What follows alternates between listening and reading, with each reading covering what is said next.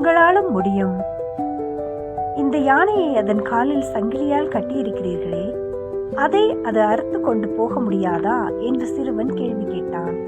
அதற்கு யானைப்பாகன் கூறினார், அதனால் அறுத்து கொண்டு போக முடியும், ஆனால் அப்படி போகாது. ஏன் என்று கேட்டபோது, அந்த யானை குட்டியாக இருந்தபோது இதே போல் ஒரு சங்கிலியால் அதனை காலில் கட்டி போடுவார்களாம். அந்த குட்டியும் அதை அறுத்து கொண்டு ஓட முயற்சிக்குமாம். ஆனால் முயன்று போதிய வலு இல்லாத காரணத்தினால் நாளடைவில் அது முயற்சியை கைவிட்டு விடுமாம். நம்மால் முடியாது என்றதொரு மனநிலைக்கு வந்துவிடுமாம். அதே குட்டி வளர்ந்து பெரிய யானையாக ஆன பிறகு அதனுடைய இப்போது வலிமையை உணராமல் தன்னால் முடியாது என்ற பழைய மனநிலையிலேயே இப்போது உள்ள சங்கிலியை அறுக்க முயலாதாம். சங்கிலிக்கு பதிலாக ஒரு சிறு கயிறு காலில் கட்டப்பட்டிருந்தாலும் அதனை அறுக்க முயலாதாம்.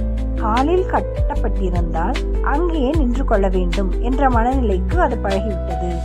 இந்த உதாரணம் யானைக்கு மட்டுமல்ல, நமக்கும் பொருந்தக்கூடியதே. எத்தனையோ முயற்சிகளை நாம் நம்முடைய வாழ்நாளில் எடுத்திருப்போம். அதில் ஒரு சிறு தோல்வியை கிடைத்திருந்தாலும் போச்சு, இனி அவ்வளவுதான் என்ற நம்பிக்கை இழப்புதான் நாம் அதில் வெற்றியை அடைய முடியாமல் விட்டுவிடுகிறோம். ஒரு வகையில் நாமும் அந்த யானையைப் போலத்தான். எளிதாக அறுத்துவிடக்கூடிய கயிற்றை எப்படி தன்னால் அறுக்க முடியாது என்று தன்னுடைய பழைய நம்பிக்கை குறைவிலேயே இருந்து விடுகிறதோ, அதே போல நாமும் பல சந்தர்ப்பங்களில்